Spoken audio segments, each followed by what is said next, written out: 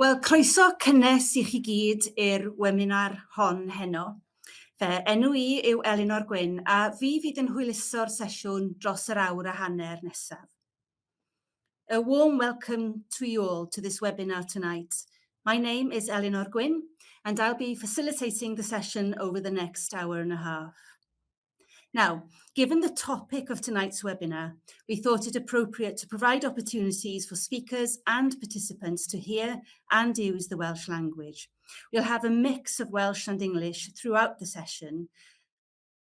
Felly, unwaith eto, diolch i chi am ymuno ni ar gyfer y drydedd webinar yn y gyfres o sesiynau sydd wedi trefnu gan brosiect Natur am Byth, mwyn ystyried sut i hyrwyddo cyfranogiad ac amrywiaeth o fewn sector yr ymgylchedd. Heno, byddwn yn trafod sut i ddathlu'r Gymraeg ac ymdeimlad o le ym maes cadwraeth a rheolaeth amgylcheddol. O ran trefn y noswaith, mi fyddai'n hwyluso gyda chymorth Fresh Productions a staff Natur am Byth yn y cefndir. Dwi am ddechrau gyda chydig o wybodaeth gyffredinol a thamed o gyflwyniad go sydyn i'm diddordeb i yn y maes hwn. A wedyn, cawn glywed gan ein siaradwyr gwadd arbennig Carol Owen a Carwyn Graves. Bydd sesiwn holi ac ateb ar ôl bob un o'r ddwy sgwrs, yna sesiwn holi ac ateb chydig yn hwy ar ddiwedd y webinar. Sleid nesaf, Christy. Next slide. Gallwch bostio sylwadau yn y blwch sgwrsio neu'r bocs chat unrhyw bryd yn ystod y webinar. Gallwch wneud hyn yn Gymraeg neu yn Saesneg. Bydd sylwadau Cymraeg yn cael eu cyfieithu yn y cefndir. Defnyddiwch y blwch Q&A drwy'r webinar. Unwaith eto, fel yn achos y sylwadau, gallwch holi yn Gymraeg neu yn Saesneg a bydd y cwestiynau Cymraeg yn cael eu cyfieithu. Wedyn, cliciwch ar y symbol bawd i fyny os ydych chi'n cytuno efo cwestiwn. Os byddwn ni'n brin o amser ar y diwedd, fe newn ni drio taclo'r cwestiynau gyda'r mwyaf o ddodi ei fyny. I'm going to talk a little bit about my own involvement with the field. So in all these webinars, as facilitators, we have an opportunity to share just a little about our own interest in the topic and the discussion. So before we hear from Carwyn and Carol, who are the stars of the show tonight, I thought I'd just talk a little bit about some of the activities I've been involved with over the years.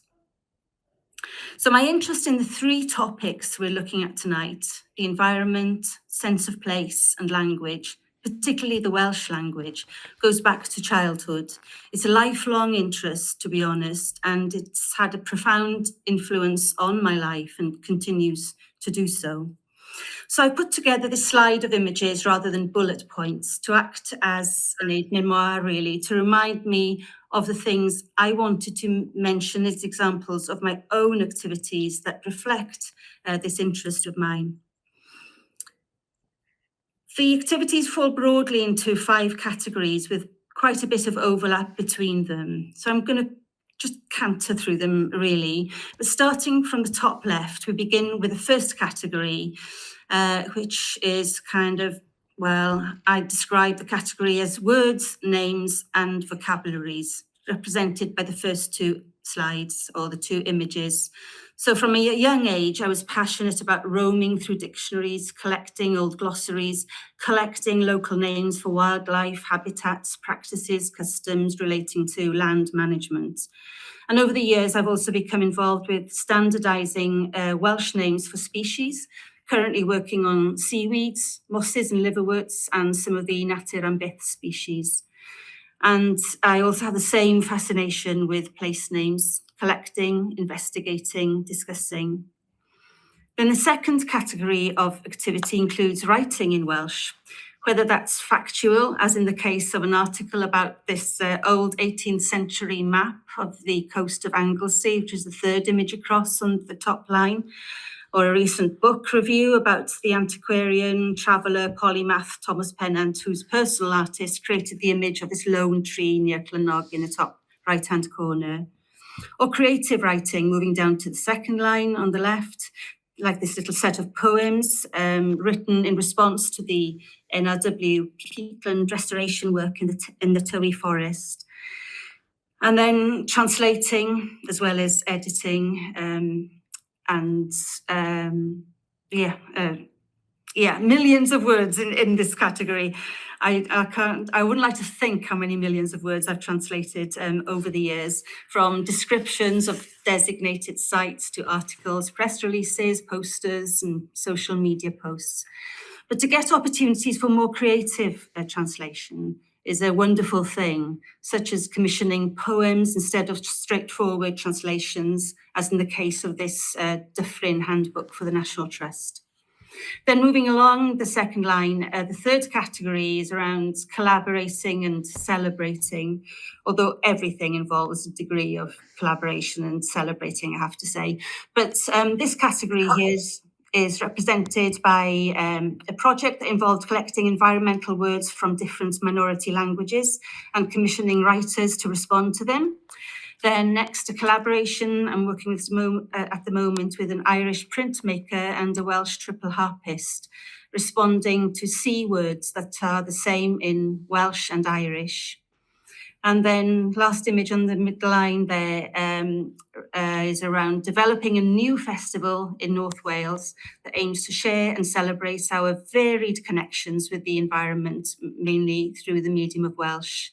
And then down to the bottom line, the fourth category is training, including things such as developing novel approaches and materials for Welsh language awareness training courses, piloting a Welsh in the landscape course for non-Welsh speaking staff and volunteers within the sector, and I know we'll hear more about that from Carol. And then a similar course in North Wales for Welsh speakers, learners, and also outdoor activity leaders, and then developing bespoke materials for these courses to help new Welsh speakers become familiar with and pronounce words for habitats and species. And finally, the last image in the bottom corner, right-hand side of the slide, is drawn from a recent research project around eco-linguistics, which I undertook, and where I explored the interweaving of language, landscape, and environment, and how this activity and interweaving features in people's everyday lives. And now I'm just about to start on a new research project exploring medical herbalism in Wales, where again, I know the Welsh language will feature prominently as I interrogate and try and make sense of a raft of archives held in various places, both within Wales and beyond. So that's enough about my interest in the field. We'll move on to the next slide. I'm not sure which slide is coming next, but if we can look at the next one. Okay, so it's this one. Right.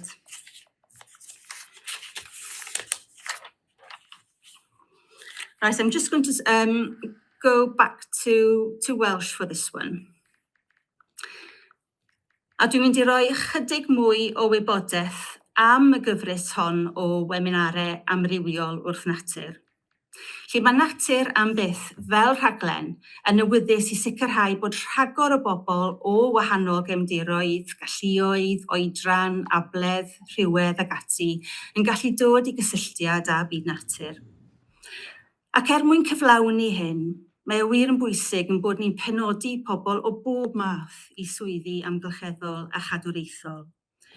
A rydyn ni'n gobeithio felly y bydd y gwebinarau hyn yn helpu natur am byth I gyrraedd ei nod drwy feithrin y teimlad bod yna ymrwymiad dofn I gynyddu cynrychiolaeth a chynhwysiant. A thrwy ddyfnhau ein dealltwriaeth o bersbectifs gwahanol, a thrwy helpu rhagor o bobl wedyn I weld lle iddyn nhw eu hunain o fewn y sector. Slide nesaf, next slide, Christy, please.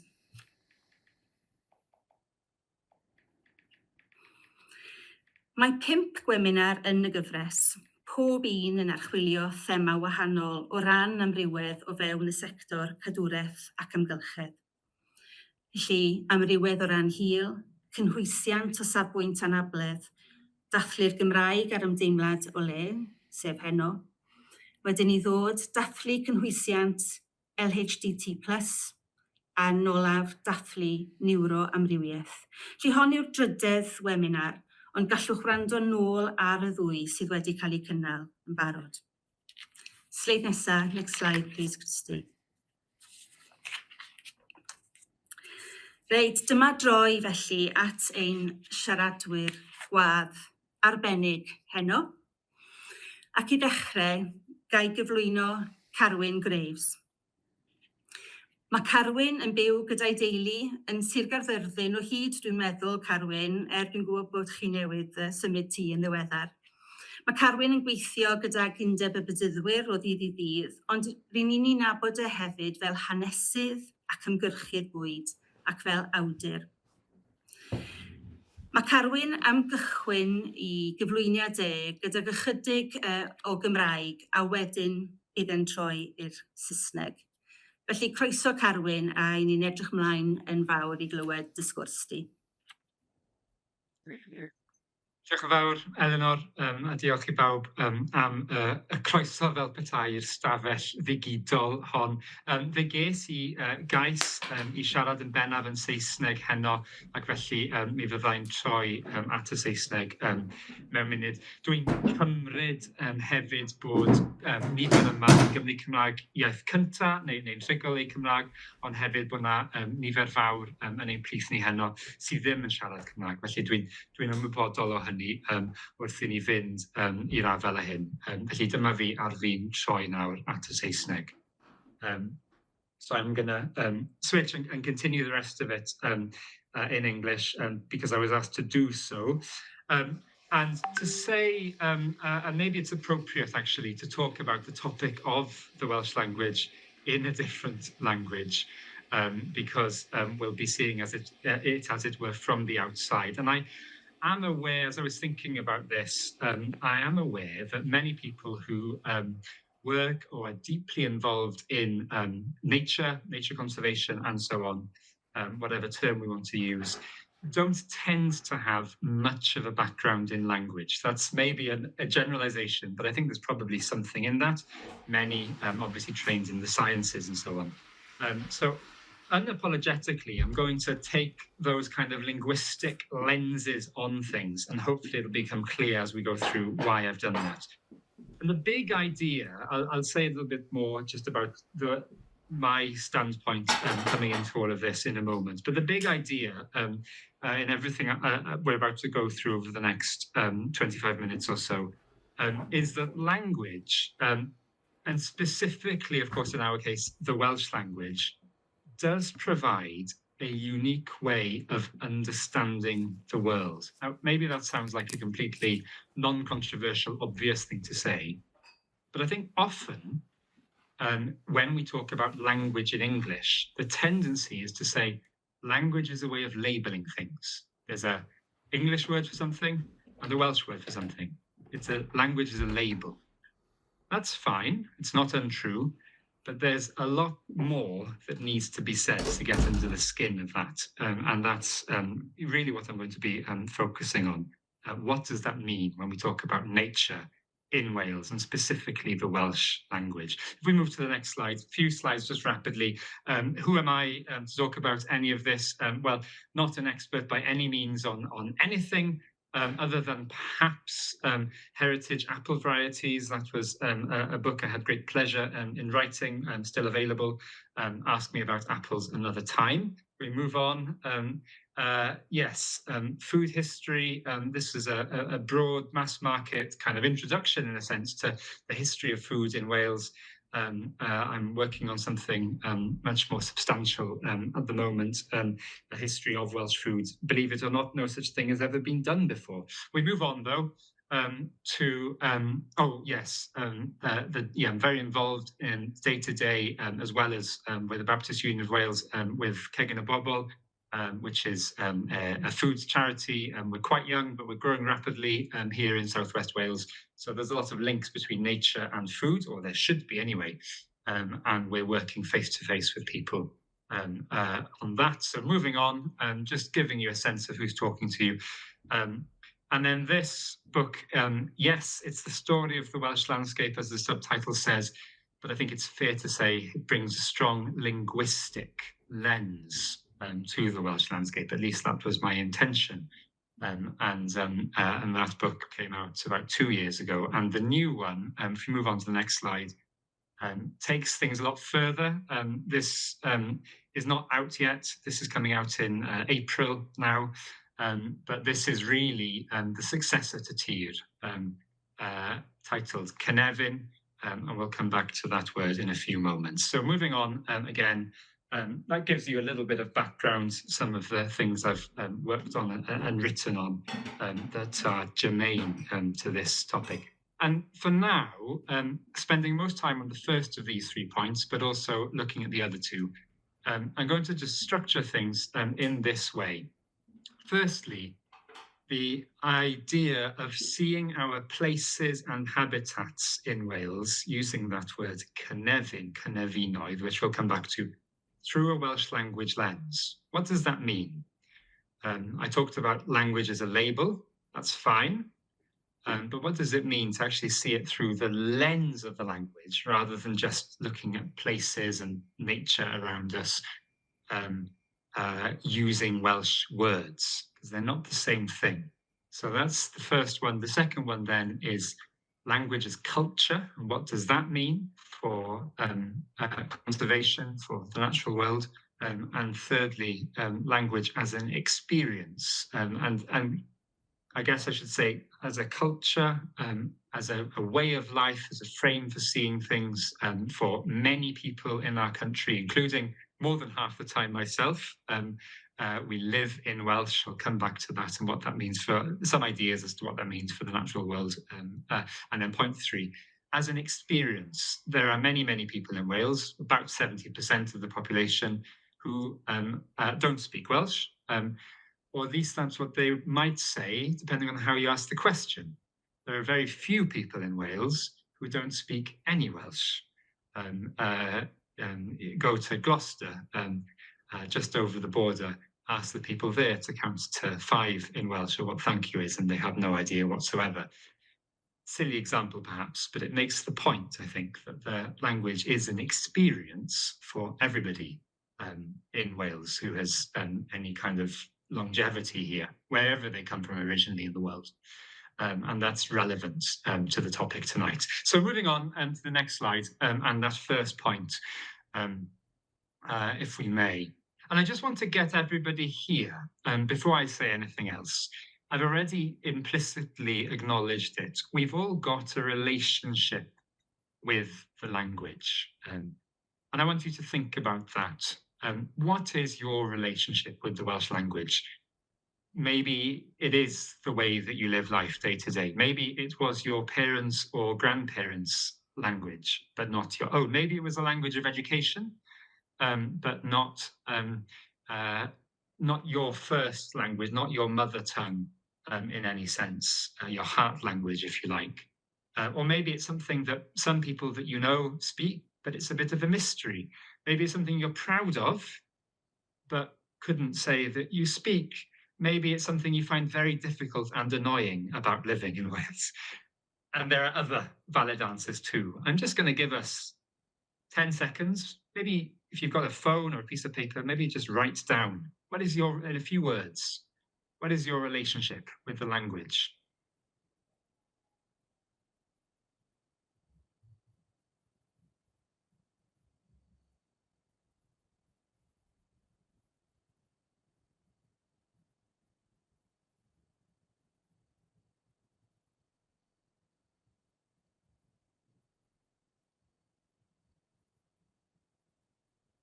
Okay. There are, of course, no right or wrong answers here. But I guess as you were writing and thinking, we're all aware that there are other people on this call who will have put down very different answers. And as we look at that picture in front of us as well, obviously deliberately put there, that is a picture I took a couple of years ago, a valley in mid Wales, near quite a well-known place to some of you called Gilfach. And the river is Afon Marteg, a very storied river that means a lot in the history of that part of Wales. It could also be the Upper Rhondda Valley before the coal mines opened. I was using words there to describe that place. Let's move on to the next slide. We've all got relationships with the language. We've just been looking at a picture. I've said a few things about it of a place in Wales. Let's come to this first point then. What does it mean to see our places and habitats through a Welsh language lens? And to start answering this, I want to briefly take you to Germany. Let's move on to the next slide. I don't know if you've seen this picture before. If you haven't, there's a high chance you've seen something somewhere by this artist. Das ist der berühmte Caspar David Friedrich, a well-known German romantic artist. You can see the dates of his life there. And the picture is emblematic of that period when kind of romantic nature was being discovered. The landscape, the sublime landscape in English in this period, you had people like William Wordsworth writing poems to beautiful places in the Lake District and in the Wye Valley also. And in this picture, what we have is a representation, an artistic representation, obviously, of a core concept in the relationship of German-speaking culture to the landscape. This word, der Urwald, it's a cultural concept long before any scientific theories. It's this idea of the primeval forest, deeply rooted in German culture. You can trace it through Wagner and the Ring of the Nibelungen and many other things beside savory and less savory as well. And implicit in the idea of the primeval forest, which the picture represents, is this idea that beyond the door, beyond the confines of the town and the confines of the fields, lies wilderness, wild nature, a deeply culturally embedded idea. If you're interested in it, I can highly recommend Simon Sharma's core work on this, a huge 1,000-page tome of a book on landscape and representation. Anyway, that's Germany 200 years ago. If we move on to the next slide, suddenly we're in Ceredigion 2 or 3 winters ago. And what this picture that I took, also this photograph is showing, is not Urwald, it's not primeval forest in any sense.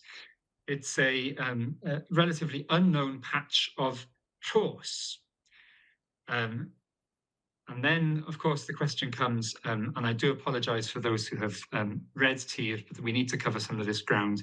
What is Tros in English? And since the 80s, the term Tros has been used in English in ecological writing about landscapes in Wales and indeed also in some other parts of the British Isles for Tros, wet pasture sometimes. That picture shows what you might struggle to define in English as maybe a poor, boggy field or something of that sort, poor land agriculturally, not necessarily from a wildlife point of view, but that's another story. And in Welsh, we have a term for it that is widely used in culture.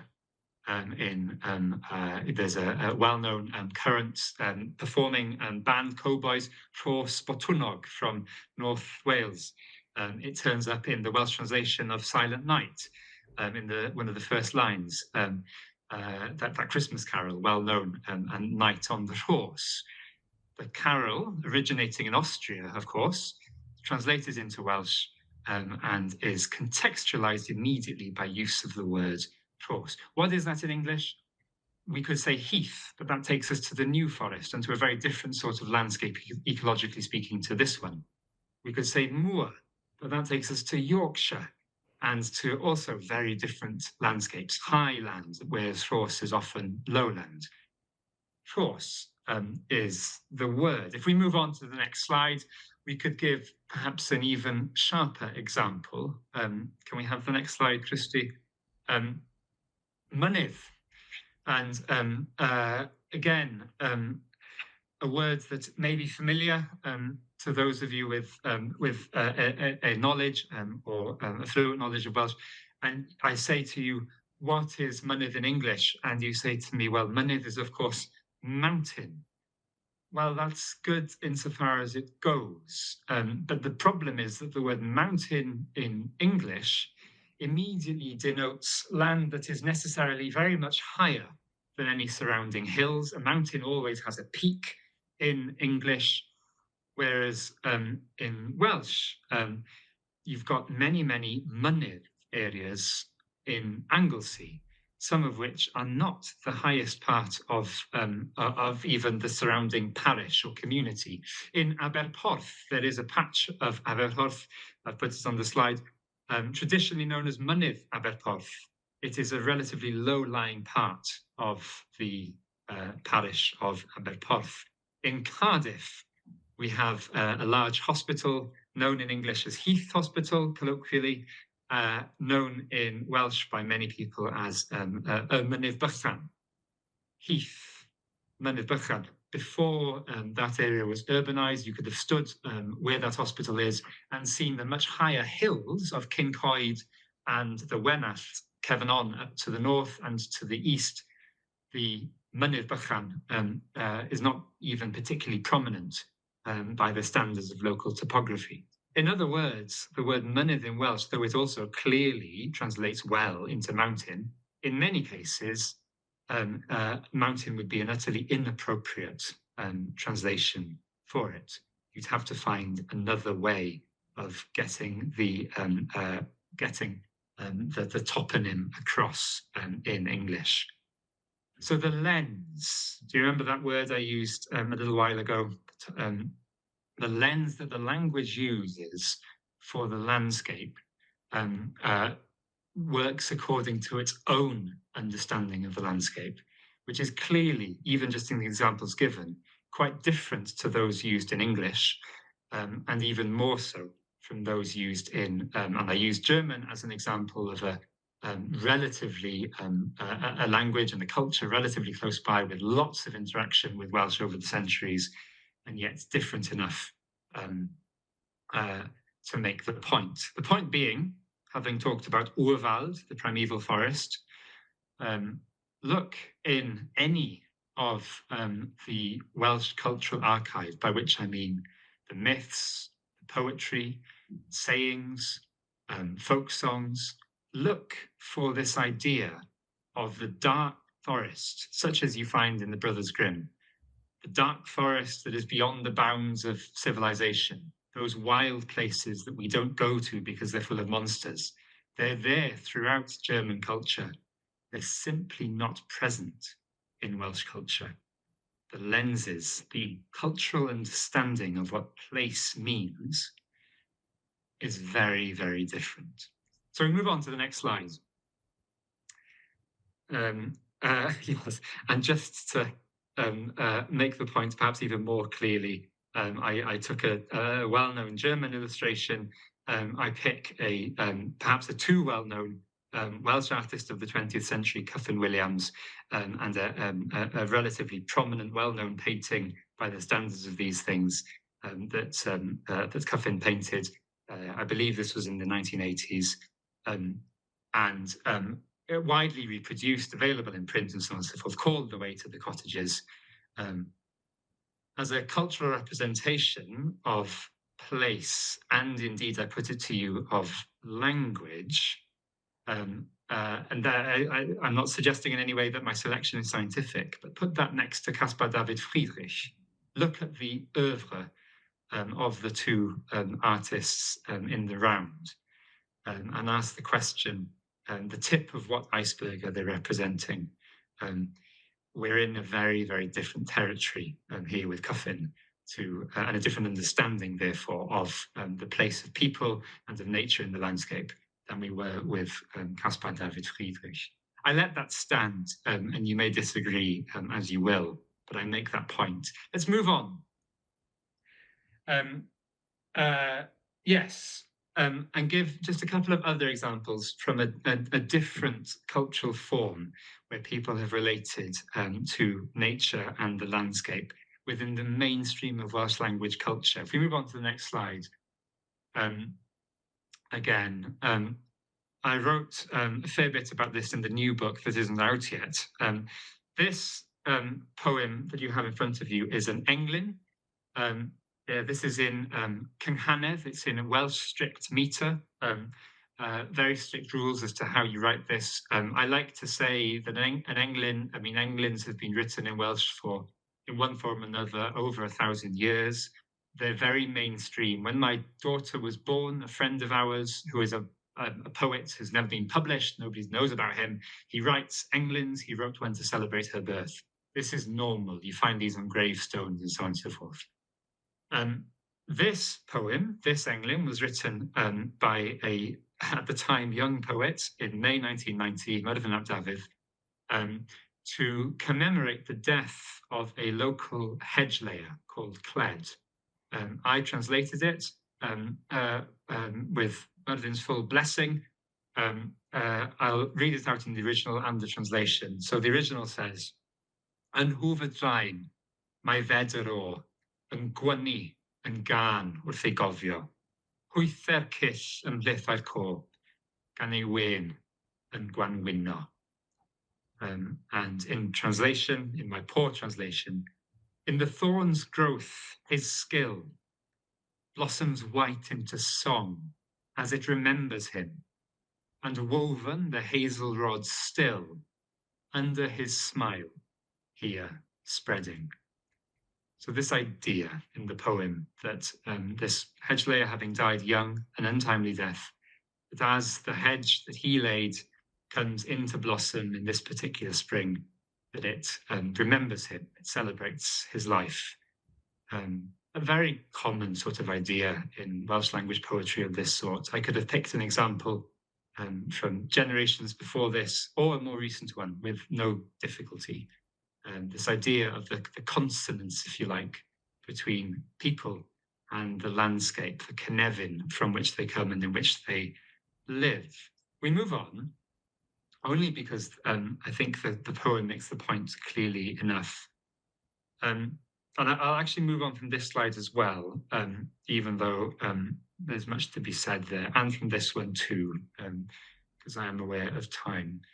Yeah, and before coming to the second subheading, all of those examples, the artworks, the different features of the landscape, course, mynydd, and so on and so forth, the englyn as well.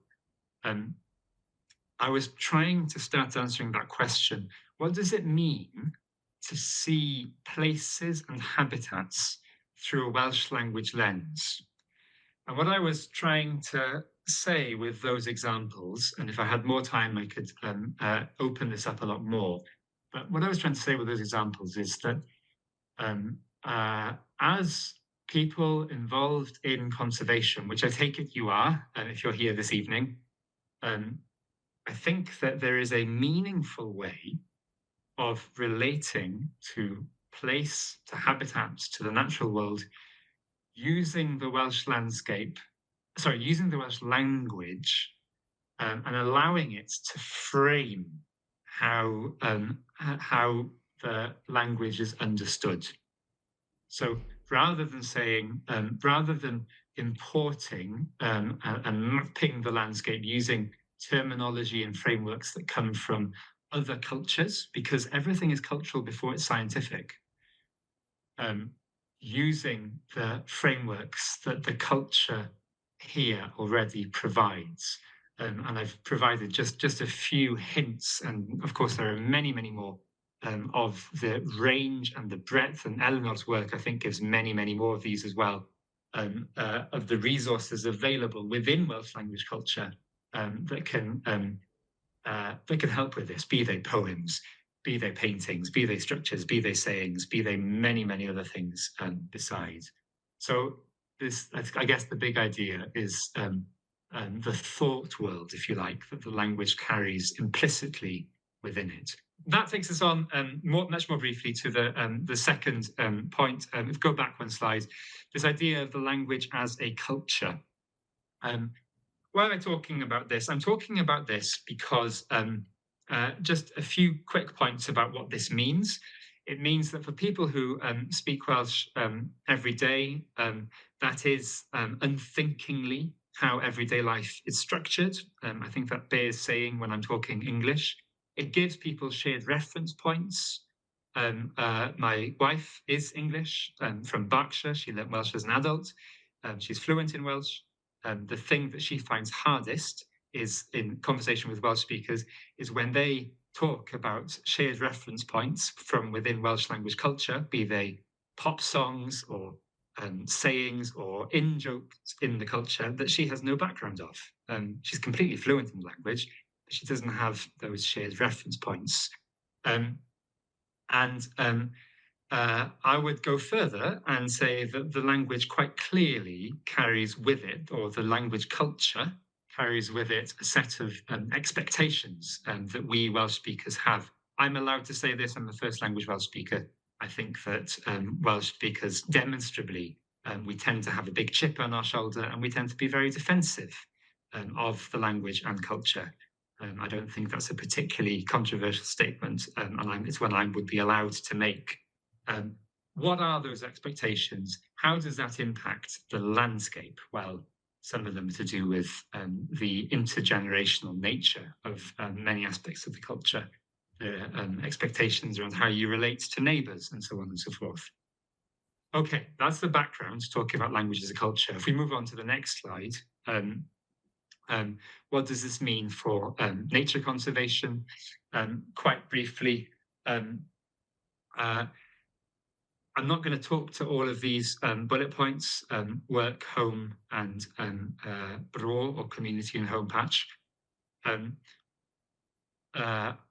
because of time. I'm actually going to refer briefly to a piece of research that was emailed to me yesterday that makes the point much more clearly. Done by Bangor University along with Cambridge University and others, an article in for peer review in a journal. It's entitled How a Minority Language Connects People with Nature, author Thora Tending at Bangor University. And it samples over 2,000 nationally representative adults across Wales. It's a strong piece of academic work. It will be peer reviewed and it will be published. I think when it is published, it will make the news headlines because it demonstrates with a large sample that Welsh speakers have a significantly stronger self-assessed connection to nature in general and attachment to place than English speakers in Wales. And this is a statistically robust finding. I'm pretty sure, having read widely in this literature, nothing of this sort has been attempted before, and it demonstrates what many of us would have said intuitively with some fairly hard social science data. Furthermore, the other major finding is that Welsh speakers tend to see a link between language and environment, and I'm happy to say that to a piece of academic research, with the difference between Welsh speakers and English speakers in Wales in this regard amounting to about 40%. So Welsh speakers at a rate of 40% greater see a link between language and environment. What does that mean? How do we understand that linguistically? Well, those are academic questions that need much more time than we have tonight. But I think those findings make the point very clearly. Language carries culture within it, and that has a demonstrable and measurable impact on the connection that people feel to both place and nature. That matters hugely to how people plan nature conservation projects in Wales. Finally, and to finish, also briefly, if we move on to the next slide, the language as an experience. If we go to the next slide again, Christy, I think this is the other way to get into this topic, and it needs saying, even if very briefly.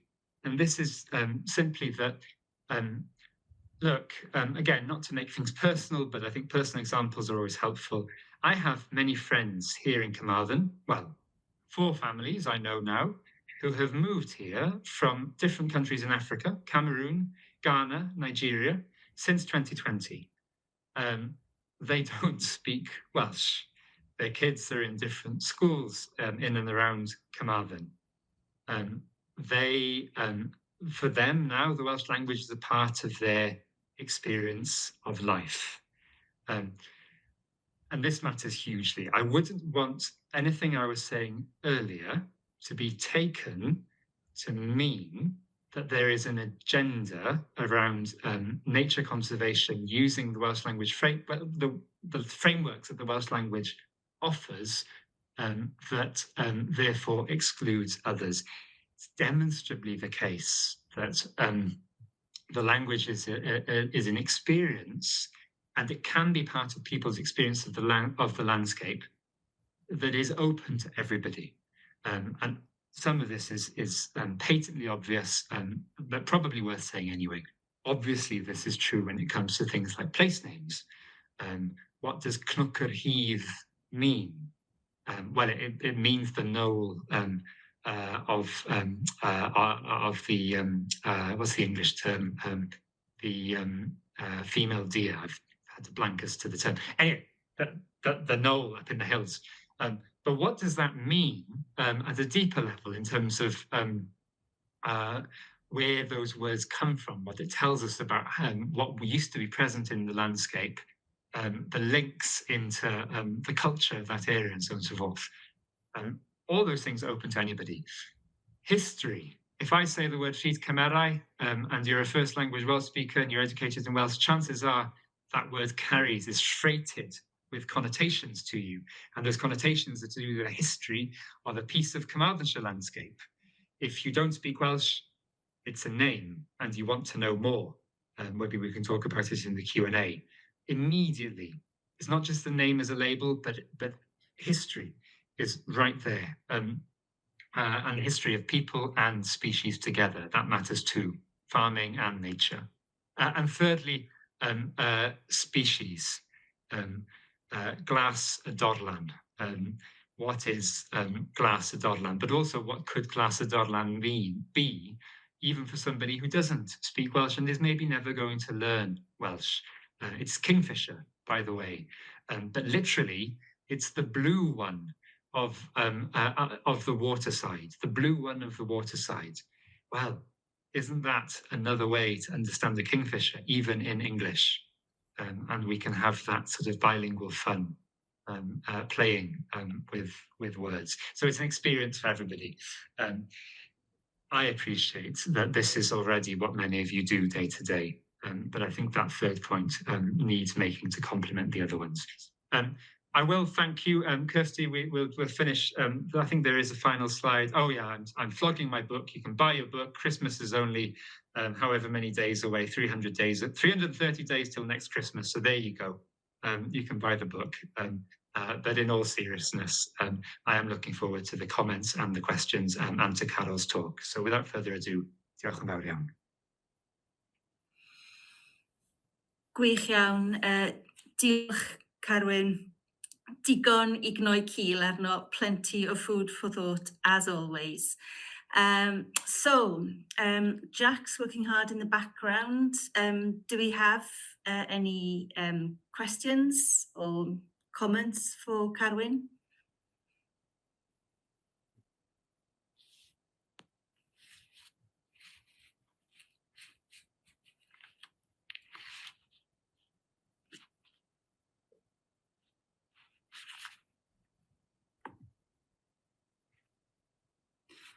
Right, we have one here. Carwyn, do you think that an increased Welsh culture knowledge and language proficiency can help us to feel more connected to the Welsh landscape? Yes, and I think that fascinating piece of academic research that I referenced a few minutes ago demonstrate that's true, that is true for a lot of people.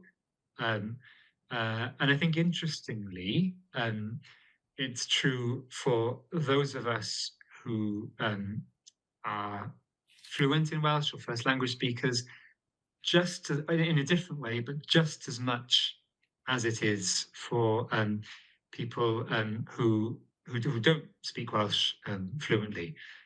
This is all spectrum, and one of the things that's not unique, but certainly very true about Welsh is that there are depths and layers and layers and layers to the landscape, to the language, particularly when it comes to the realm of nature and the environment. What I mean is there are so many words for different species. There are different words for colours. There are different specific, maybe dialect words for elements of, what is a cliff and what are the elements of a cliff and what are the different bits of rocks. Things that even if you're an utterly fluent, say, educated Welsh speaker, there are specific words that you can learn, that you pick up. I'm learning new words in Welsh, and my Welsh doesn't lack for anything. I'm happy to say that.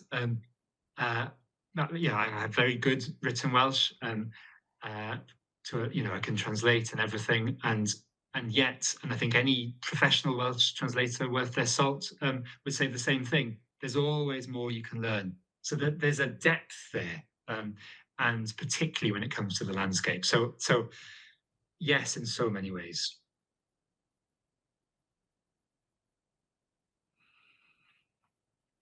I'm looking at the chat box here, so a few lovely comments here, including one from Thora Tenbrink,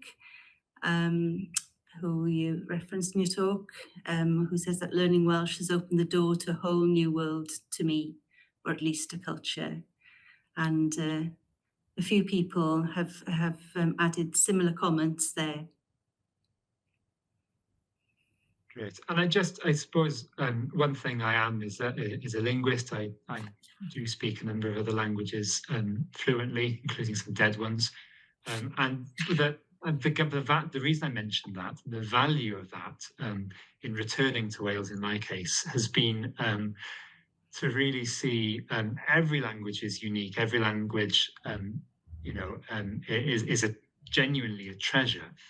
But not every language has the same degree of intricacy in the way that language or people group, culture, as it were, has chosen to relate to the landscape. So there are European minority languages where, for whatever reason, and these are difficult things to understand, but for whatever reason, they may live in the people group. I'm not going to mention them now, but there are people groups with speaking minority languages in the Alps and in Scandinavia and so on and so forth that will only use very generic terms for, say, a mountainous area or an upland area.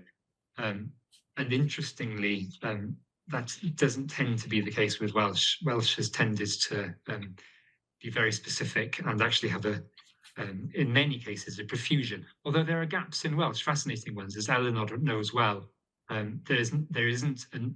Welsh doesn't have historic names for things like different butterfly species or different moth species. Those terms simply didn't exist in Welsh 100 years ago, but it does for other things. And so that texture is in and of itself fascinating, and I think is one of the sort of ways that once you get to understand that and learn about it, I think it would make anybody feel more connected to their own country and landscape, in this case Wales. Mm. Elizabeth Hancock's in the chat box makes a point about the importance of understanding Welsh for landscape scale nature recovery, as well as connecting her to a Welsh heritage, while Gethin makes a specific point, Gethin Davis praising the North Wales Wildlife Trust for changing the name of Spinneys to Llyn Celanedd recently. So do you want to respond to any of those 2 points, Carwyn? Anything strikes you about those comments? Mostly just to agree. I think the landscape scale thing is interesting. One thing I wouldn't want is to suggest that because we have inherited such a wealth of terms and framings, if you like, for nature and for the landscape in Welsh and in Wales, that there's therefore no room for new terminology. And I think that's an interesting thing when we think about the future. We may end up, over the next few decades with entirely new species and entirely new ways of organizing the landscape. And how could we develop new ways of talking about that going with the grain of the Welsh landscape? Even, let's say, I'll just pick an example out of thin air, the relationship between bird species and wind turbines, a controversial area. What's that going to look like over the next 50 years? What words are we going to need to describe that? And what might that look like specifically in Wales? These are, none of this is just about looking backwards. It's about going with the grain of what we've inherited. Lovely. Laura's asked a question specifically around availability of Welsh in the landscape courses. Perhaps we can take that question in the general chat at the end, because I think Carol's going to be talking a bit about that activity as well in her next talk. So no more questions specifically for Carwyn. I'm sure there'll be more at the end. So I'll switch to Welsh now to introduce Carol. Diolch eto Carwyn am y sgwrs wych. A draw ni nawr te at Carol Owen. Wedi nabod Carol ers blynyddoedd. Mae Carol yn byw gyda'i theulu yng Ngogledd Sir Benfro wrth odre'r Preseli. Mae hi wedi gweithio i Barc Cenedlaethol Arfordir Penfro ers blynyddoedd mawr, fel parcmon yn y rhan honno'r sir, a mae gwaith hi, fel y cewn ni glywed nawr, yn ymwneud gryn dipyn gyda phobl boed treini yn ymwelwyr, yn blant ysgol neu'n gymunedau lleol. Felly, drosodd at y ti, Carol. Next slide, please, Christine. Gred. Diolch yn fawr Eleanor am y cyflwyniad, a diolch i Christy a Natur am byth am y gwahoddiad i siarad gyda chi heno. Felly fel wedodd Eleanor, enw fi yw Carol Owen, a dwi wedi bod yn gweithio fel parcmon gyda Parc Cenedlaethol Arfordir Penfro ers 28 mlynedd erbyn hyn. Sleid nesaf, please, Christy. Felly dwi'n gweithio yn rhan ogleddol y Parc Cenedlaethol, yr ardal Ore, wrth gwrs, yn fy marn i. I rai o'na chi sy'n gwybod yr ardal, mae hwn yn ymestyn o Drath Popit ar bwys Aberteifi yn y gogledd, lawr i Abergwein, ac yn cynnwys holl ardal Cwm Gwein a Mynydd Preseli draw i ffin dwyreiniol y parc ar bwys Crymych. Fel pob ardal o wledig o Gymru, yn enwedig, mae tipyn o mewnfudo wedi bod dros yn enwedig yr 20, felly 30 mlynedd diwetha, a tipyn o allfudo plant yn enwedig yn symud lan i Gaerdydd a llefydd i gael gwaith. A mae hynny wedi effeithio'r Gymreigdod rhai cymunedau sy'n dwt am hynny, yn enwedig y rei arfordirol. Ond hynny, mae fe dal yn ardal Gymreig iawn. A dim diwrnod yn paso o safbwynt fi heb o fi'n siarad yr iaith fel rhan o fy swydd. Nawr mae hyn yn hollol wahanol wrth gwrs lawr yn gwaelod y sir, yn rhan deheuol Sir Benfro a'r Parc Cenedlaethol lawr fyna, sydd wedi bod yn ardal Saesneg i iaith ers canrifodd. Mae tipyn fwy o Gymraeg i gael ar gwylod y sir dyddiau yma, gyda addysg Cymraeg yn ffynnu yn y de, ond mae ond rhaid edrych ar map OS o gwylod y sir a map OS o gogledd y sir i weld y cyferbyniad ieithyddol yna wedi adlewyrchu yn enwau ffermydd, yn trefi, nodweddion yn y tirlun. Felly mae'n sir ardal diddorol iawn o safbwynt yr iaith. Sleid nesaf, please.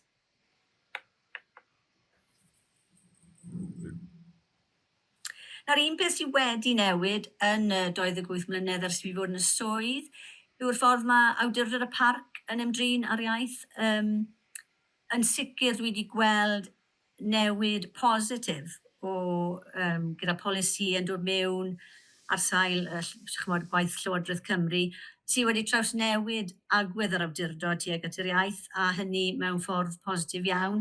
Dwi yn gallu cofio yn anffodus agweddaeth anygyddol tuag at yr iaith gan nifer o staff di-Gymraeg pan dechreuais i yn y swydd nôl yn y 90au.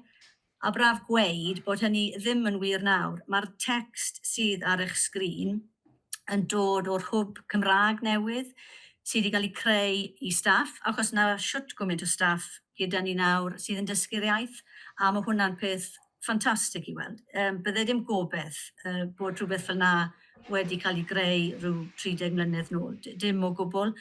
Yn y text sydd ar y sgrin, dwi'n hoff iawn o'r darn ble mae'r iaith yn cael ei alw'n un o drysorau Cymru. Dwi'n meddwl Carwyn wedi cyfeirio at ieithoedd fel drysorau.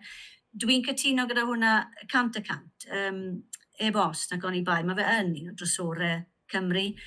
A yn yr un modd i fi, mae cael y cyfoeth o bioamrywiaeth na mae hwnna'n cyfoethogi yn bywydau ni. Byddwn ni yn dadlau'n gryf bod cyfoeth diwylliannol ac ieithyddol hefyd yn cyfoethogi yn bywydau. A os ych chi'n gweld y gwerth mewn warchod cynefinodd neu gwarchod rhywogaethau penodol, mae'n naturiol i fi y byddwch chi'n gweld y gwerth mewn gwarchod ieithoedd a diwylliannau. Mae'r byd yn lle tlotach yn diwedd gyda pob creadur neu planhigyn i ni'n colli, a mae'r byd hefyd yn lle tlotach os ni'n colli ieithoedd a diwylliannau gwahanol. Mae'r ddoi beth yn cyfoethogi cymunedau a'n bywydau. Felly braf i'w gweld agwedd lot mwy positif tuag at yr iaith ymysg staff sydd gyda ni lawr fan hyn yn Parc Sir Benfro, yn enwedig gan bod yr ardal yn un ieithyddol mor wahanol o gogledd i gwylod y sir. Sleid nesaf, please.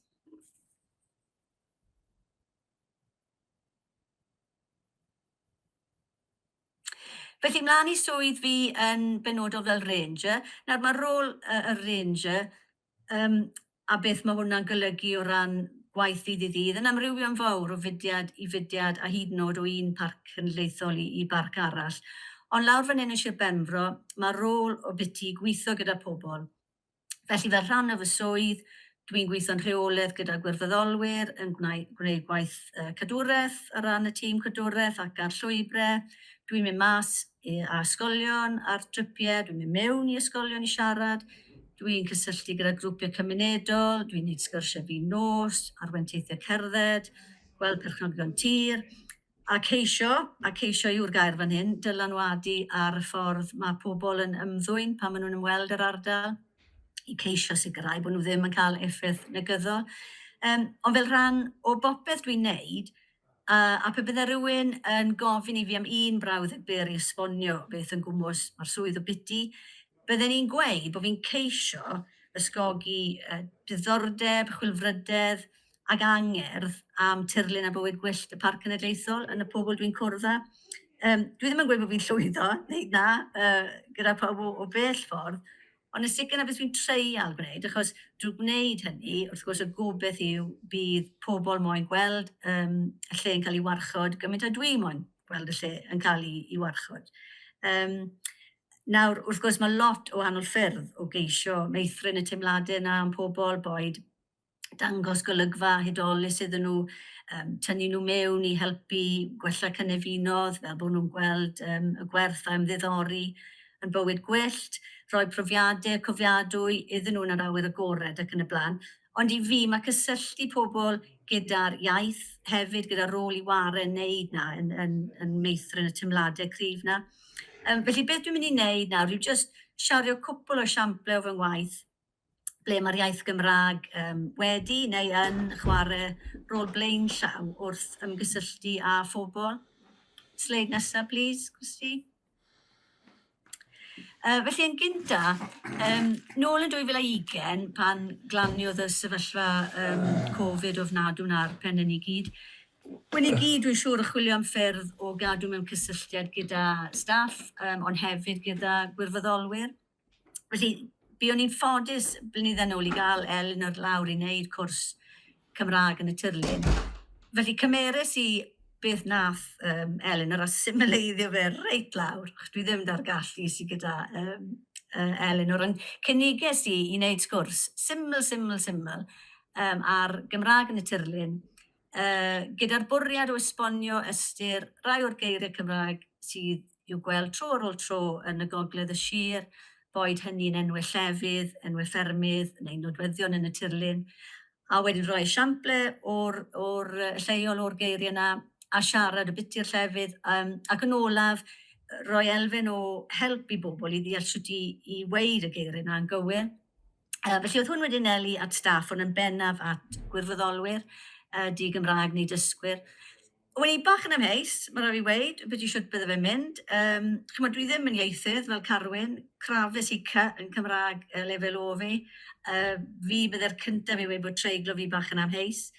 Ond fi jyst yn brwdfrydig iawn o beth i'r iaith a ceisio siario hwnna gyda pobl. A'n credu gyda bach o'r weiniad ac ymdrech gall pawb hefyd wneud ymges cywir o ddau weid geiriau Cymraeg yn gywir hefyd. Sleid nesa, Christy. Felly dechreuais I gyda sleid ma, jyst yn esbonio bod wyddor gwahanol gyda ni'n Gymraeg ac yn edrych ar y synnau mae'r llyfariad yn neud a'r effaith mae rhoi tŵ bach yn cael ar hwnnw. Mae lot o gwirfoddolwyr ni o gwylod y sir, pobl sydd wedi ymddeol, ond felly sydd ddim wedi derbyn dim addysg y bytu'r Gymraeg o gwbl pan maen nhw yn yr ysgol, nôl pan maen nhw'n ifanc. A hefyd mae lot o gwirfoddolwyr ni yn pobl sydd wedi symud i'r ardal, wedi ymddeol o Loegr. A beth oedd yn... Wel, treulio ni tipyn amser ar y sleid, mae lot fwy na wen i'n disgwyl, a fod yn onest. A ges i'n syni mewn ffordd really dda, really positif, faint o awch oedd mas na I ddeall yr iaith bach yn fwy, a cyn lleied oedd rhai pobl wedi cael y cyfle, os nag nhw'n dysgu'r iaith, I ddeall pethau fel bod wyddor gwahanol gyda ni. Sleid nesaf, please.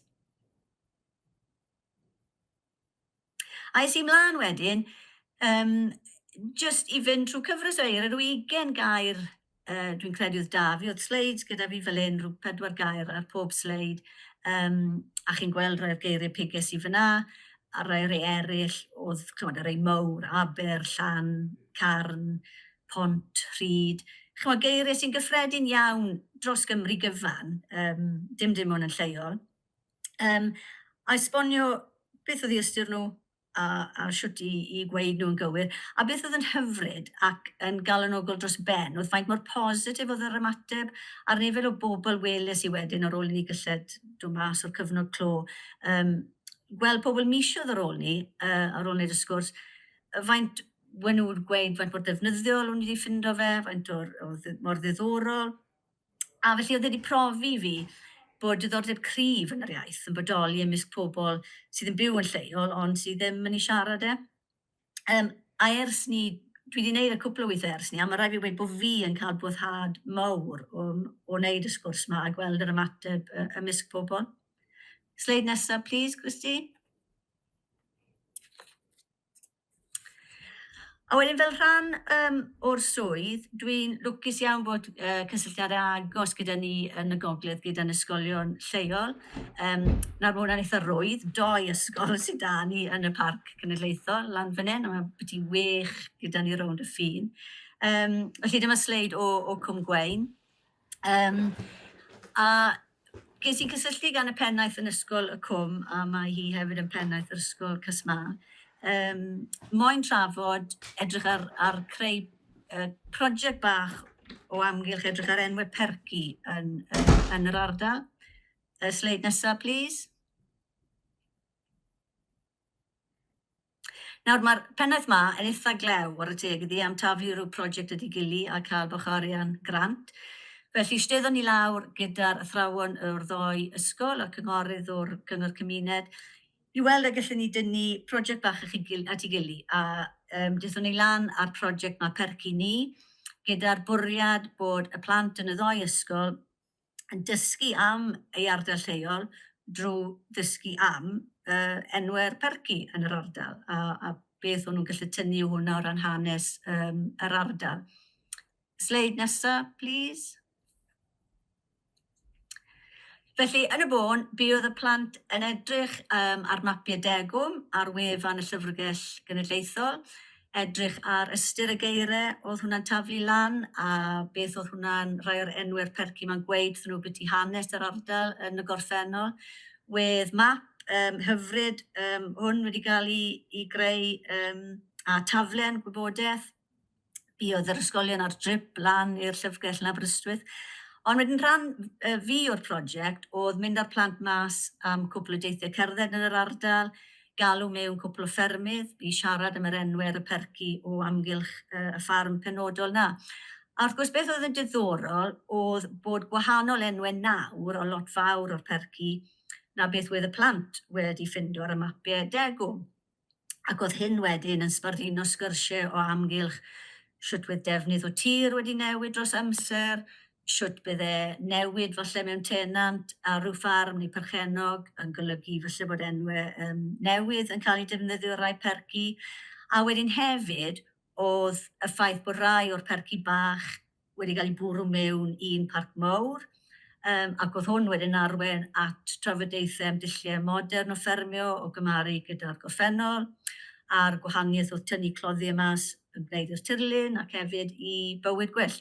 Felly oedd e'n testyn, oedd wedi agor lan modd i edrych ar yr ardal mewn ffordd lot yn fwy na just yr hanes. Oedd e'n dod mewn a gweddau pethau eraill. Sleid nesaf.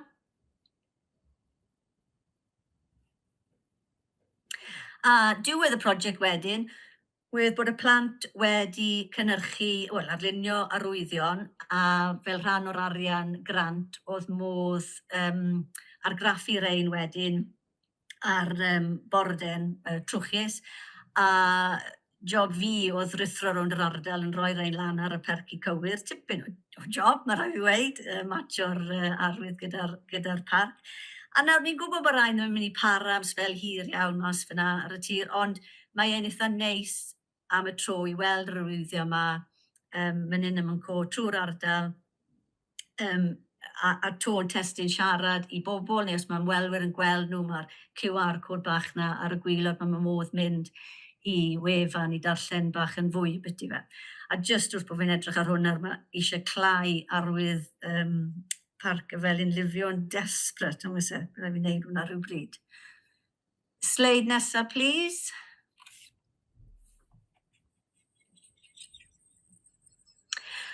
Nawr rwy'n siŵr bod lot fawr ohonych chi yn ymwybodol o'r llyfr The Lost Words. Mae mae'n llyfr hyfryd os na chi'n gwybod beth yw o darluniau o bywyd gwyllt a wedyn darn o farddoniaeth. Mae fersiwn Cymraeg wedi cael ei greu am y cerddi gan Mererid Hopwood. Ond wedd y llyfr yma wreiddiol The Lost Words, oedd yr awdur ar lunydd wedi cael sbarduno i greu y llyfr yma mewn ymateb i'r ffaith bod yr Oxford Junior Dictionary yn tynnu mas nifer o eiriau yn bywyd gwyllt o'r geiriadur oherwydd bod plant jyst ddim yn defnyddio nhw ragor. A dim o reidrwydd pethau pryn, byddwch chi ddim yn gweld llawer, ond pethau fel dant y llew, dridwy, clychu'r gog. A mae fe yn amlwg wrth weithio gyda ysgolion bod y geirfa am blanhigion, cod, adar ac yn y blaen yn lleihau. Ac o'n ymhrofiad bydden ni'n gweud bod yr eirfa mae pethau ma'n y Gymraeg bach yn wannach hyd yn oed na yn y Saesneg. A dwi ddim yn gweud hwn mewn ffordd beirniadol o gwbl. Mae fe jyst y sefyllfa i ni nawr yn ac yn adlewyrchu ble ni fel cymdeithas o ran pobl yn treulio llai amser mas tu fas, a falle ddim ar cysylltiadau agos na gyda bywyd gwyllt. Felly, mewn ffordd i helpu hwn, mewn tymed ffordd bach. Dros y blynydde dwi wedi mynd ati i greu adnoddau syml iawn, rhestr dwyieithog o enwau pryfed, cod, creaduriau glan môr ac yn y blaen. Fel bod fi'n gallu rhoi nhw i athrawon os ydyn ni wedi bod mas yn trochi yn y pyllau glan môr, bod fi'n gallu rhoi rhestr dwyieithog o enwau mewn creaduriau ni wedi dod ar draws, yr un peth am cod. Dwi'n mynd mewn i ysgolion lot i chwilota yn y tir yr ysgol am pryfed ac yn y blaen. A dwi'n ffindo bod athrawon yn ddiolchgar iawn am unrhyw adnoddau i ni fel pobl sy'n gweithio yn y sector yma yn gallu roi iddyn nhw i helpu nhw i fynd i'r afel a dysgu thema i byd naturiol yma. Dwi'n credu bod lle ni gyd i ceisio gwneud hynna. Y sleid nesaf.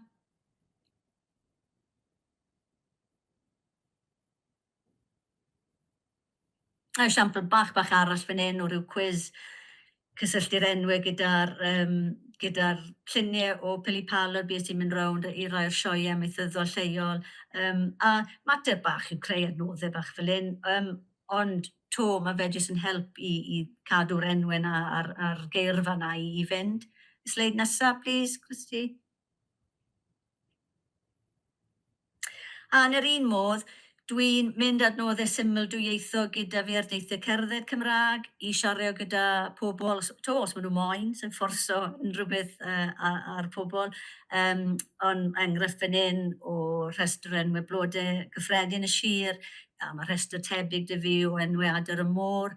A fel nhw'n gweud, dwi yn teimlo'n gryf bod rôl gyda ni gyd yn y sector yma, os ydyn ni'n galled i defnyddio'r enwau Cymraeg am blanhigion adar, anifeiliaid ac ati, ochr yn ochr a'r enwau Saesneg, fel bod mwy o'r eiriau yma ddim yn mynd fel yn ddiarth i bobl. Sleid nesaf, please. A un esiampl bach arall fan hyn, rhan o daflen nes i cynhyrchu am wac i ddysgwyr a'r un ma gyda lluniau hefyd o'r blodau when nhw'n mynd i weld ar y daith gyda'r enwau yn ddwyieithog. Sleid nesaf, please.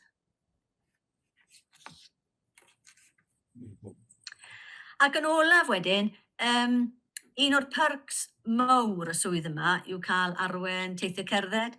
Gyda fy hoff rei yn bersonol ar mynydd Preseli, deall yn iawn Carwyn, beth ydych chi'n gweud gan arach y beth i mynydd. Dwi'n siŵr bod lot o pobl ar yr alwad mawr gogledd yn gweud, Carol, yw'n mynydd yw hwnna. Ond mynydd yw ein i lawr ffryn, mynydd Preseli.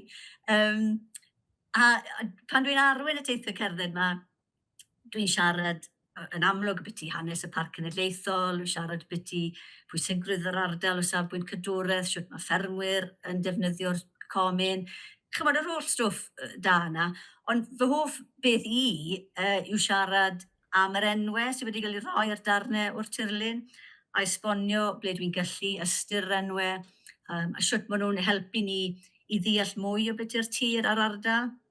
Dwi'n siŵr beth i ni gyd yn ceisio gwneud pan ni'n cyfathrebu gyda pobl, yw cymryd pobl tu hwnt i jyst edmygu'r olygfa, yn dyfeu gysylltu bach yn ddyfnach gyda'r tirlun ar ardal, achos yn mynd nôl i beth wedes i'r dechrau, gobeith yw meithrin y chwilfrydedd a'r angerdd na i ni'n teimlo yn pobl eraill tuag at y lle.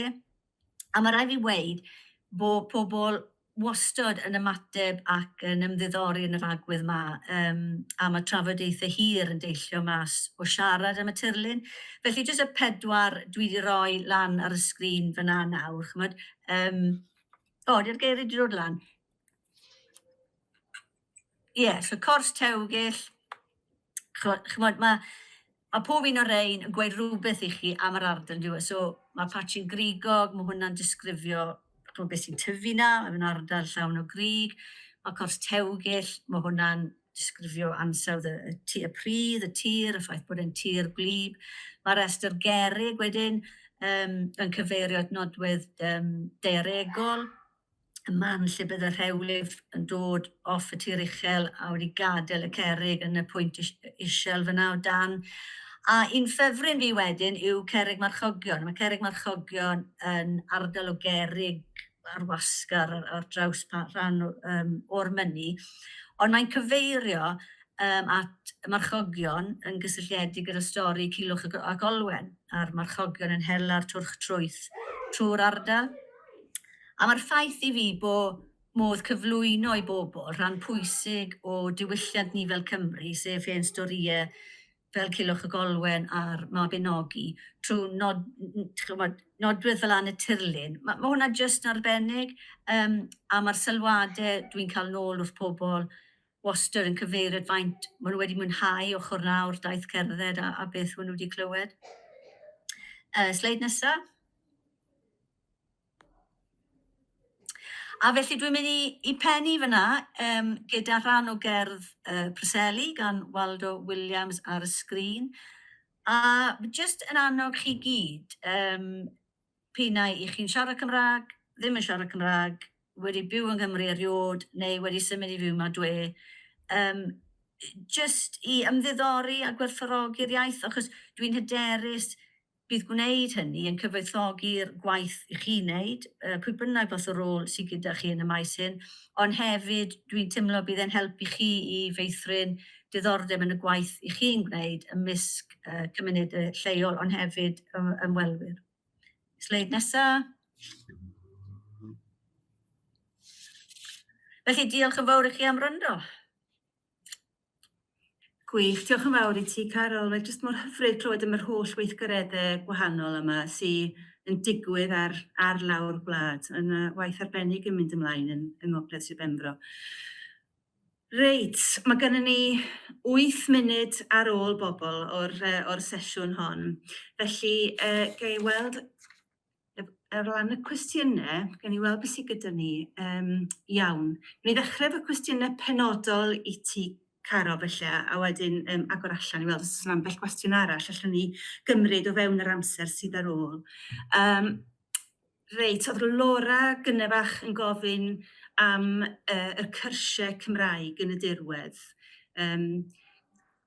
Mae rhai nes i sôn amdano nhw yn bethau gafodd i treialu mewn ffordd, yn enwedig yr un yn Sir Benfro. Wyt ti, Carol, yn dal i gynnal cyrsiau Cymraeg yn y dirwedd yn Sir Benfro?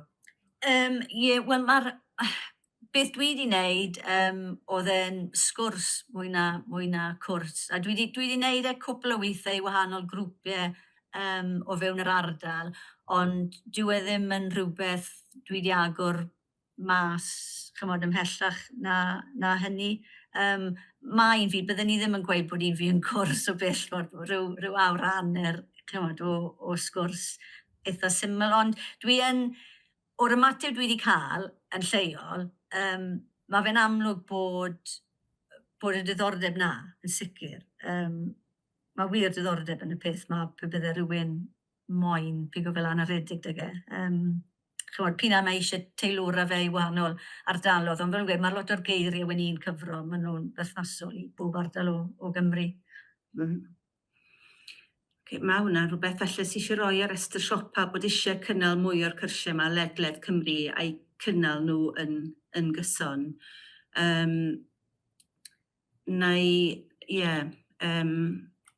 Os yw Laura eisiau cysylltu gyda tîm natur am byth, allai ymchwilio i weld os oes yna ragor o gyrsiau yn cael eu cynnal mewn llefydd eraill yng Nghymru ar hyn o bryd. Dwi'n hapus i wneud hynny.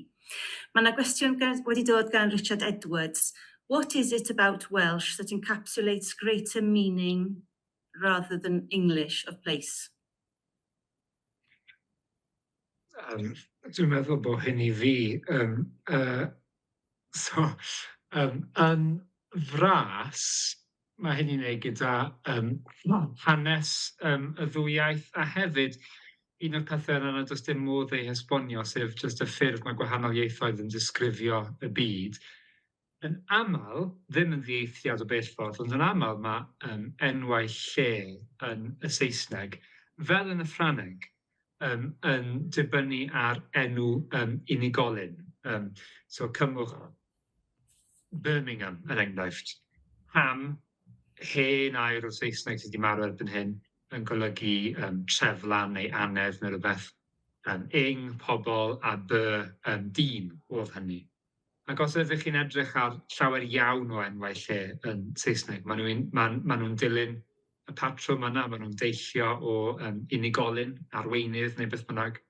Ond dyw hwnna ddim yn wir yn ddieithriad. Y peth arall yw bod llawer o'r enwau Saesneg sydd yn reiddiol yn ddisgrifiadol, mi oedden nhw'n ddisgrifiadol yn yr hen Saesneg, ond bod yr iaith Saesneg wedi newid, a wedyn does dim modd deall ystyr yr enw, jyst o edrych ar yr enw gyda lens Saesneg modern.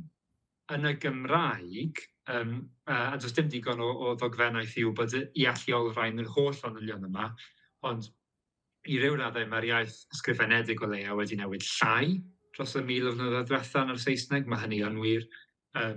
A mae'n bosib hefyd, a fel fi'n gweud, does dim digon o dystiolaeth, ond mae'n bosib hefyd bod rhai o'r enwau lle maen nhw wedi newid gyda'r iaith.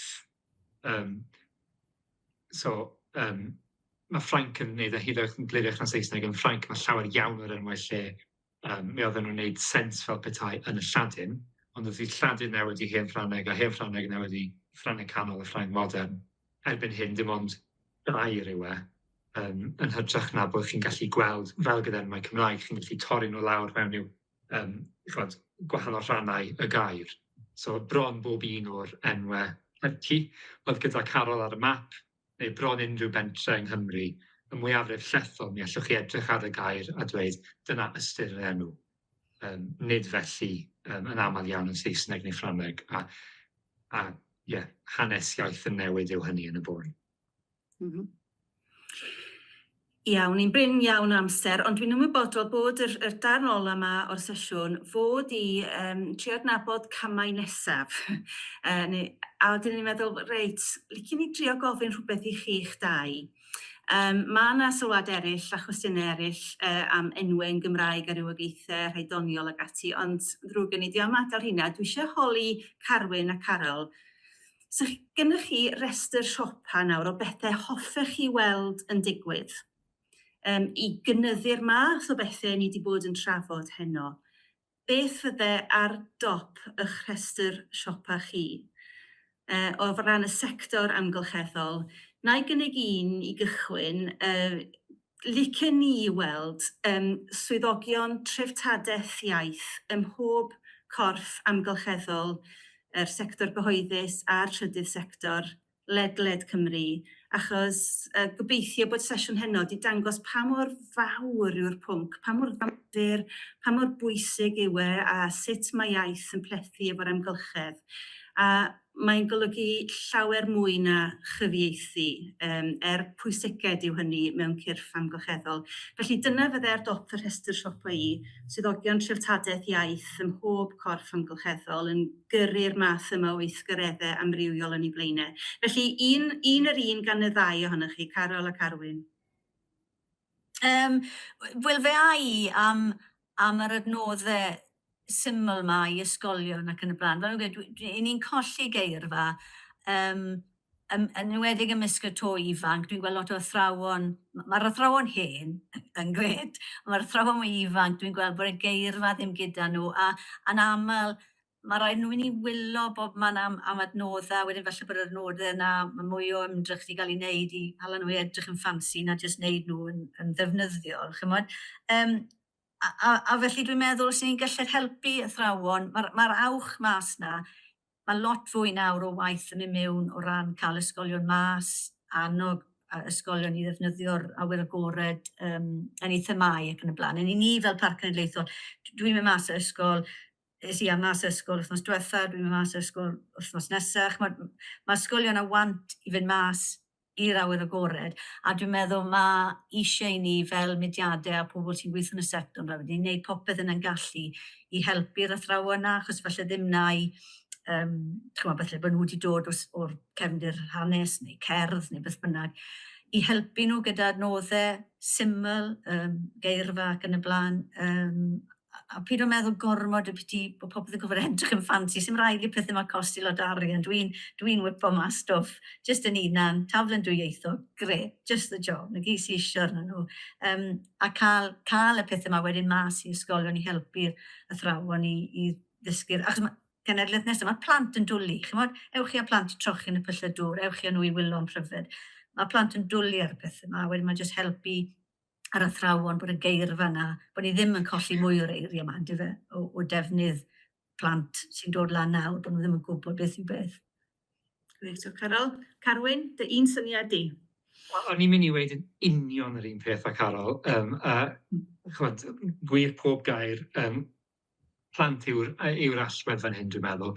A falle jyst i ategu, mae reality cymdeithasol, hynny yw, dwi ganol yn 30au, dwi ddim mewn oedran, ond mi dyfes i lan yn chwarae ar yr hewl. Pan oedd y tywydd yn ffein, o'n i'n chwarae mas ar yr hewl, ac oedd hynny'n dod â ni mewn cysylltiad gyda byd natur a bob math o bethau yn naturiol iawn. A fi'n gwybod hynny'n wir y llawer iawn o bobl trefol neu wledig yng nghenedlaeth i ac yn hun. Ond mae hwnna wedi newid yn ddirfawr, ac ychydig iawn o blant sydd allan dyddiau hyn, newid cymdeithasol, allech chi weld yr ystadegau am hyn. Falle bod e'n ddiog, ond o'n i wir yn mynd i ddweud beth wedodd Carol. A mae'r cwricwlwm i Gymru wedi nodi bod hyn yn ddehead, yn ddymuniad, os hoffech chi, bod hyn yn rhan o addysg plant yng Nghymru, ond o leia o beth dwi'n ymwneud cryn dipyn gyda ysgolion yn Sir Gar, a mae yna awydd i wneud, fel Carol yn gweud, ond dwi ddim yn gwybod, dwi'n gwybod eto os ydyn ni wedi gweld y dehead yna wir yn cael ei gyflawni, a dwi'n meddwl bod ni'n eto tipyn o'r ffordd bod pob plentyn yn ystod ei hamser cynradd man lleia wir yn cael y cyfle i ddysgu'r pethau hyn, dysgu am eu cynefin, dysgu'r geiriau, dod i adnabod, bod yn gyffyrddus allan y mas, chymod, yng nghanol y coed ac yn y blaen, a'r ceia ac yn y blaen.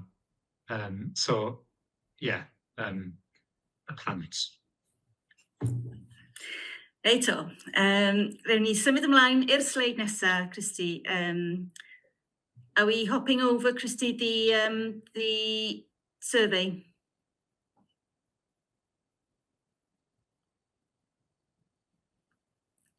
So thanking the speakers and also thanking our translator. Diolch I ti hefyd am yn helpu ni heno. Dwi'n meddwl falle nad oes na amser I wneud yr arolwg sydyn gyda ymddiheuriadau am y cychwyniad ychydig yn herciog efo trio gweithio yn y ddwy iaith. Ond y peth pwysig yw bod ni wedi cael clywed sgyrsiau bendigedig Carol a Carwyn, a gobeithio bod pawb wedi mwynhau a wedi cael cyfle I feddwl falle ychydig yn ehangach ac yn ddyfnach am y pwnc hwn sy'n diddori ni'n tri ar y panel heno yn sicr, a dwi'n siŵr bod yr un peth yn wir am nifer fawr o'r bobl sydd wedi ymuno ni heno. Felly, diolch o galon I chi, a chofiwch bod na ddwy webinar arall dyma rhannu'r barn. Reit, os oes gan bobl funud I lenwi'r holiadur yma, dio ddim yn mynd I gymryd mwy na munud, a os allech chi rannu eich sylwadau gyda ni, bydde tîm natur am byth yn gwerthfawrogi. Dwi'n meddwl, fel dwi'n deall, mae'r arolwg yn mynd I ymddangos ar y platfform nawr.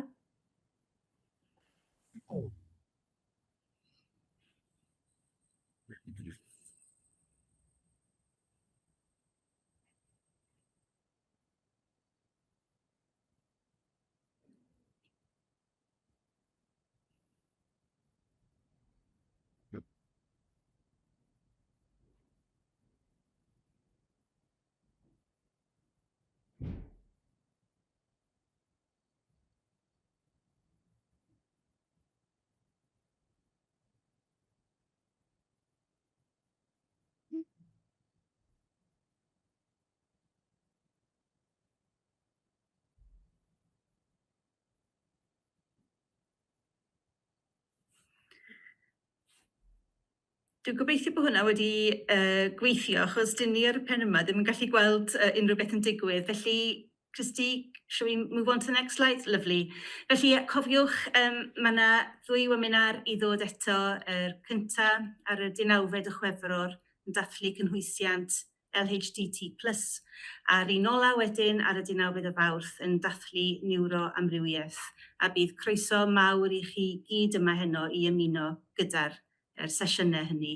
Felly diolch o galon i chi gyd am ymuno ni heno. I ni wedi mwynhau, a wedi mwynhau gweld y sylwadau a'r cwestiynau sydd wedi dod i fewn hefyd. Diolch yn fawr i chi amdanyn nhw. Noswaith dda i bawb.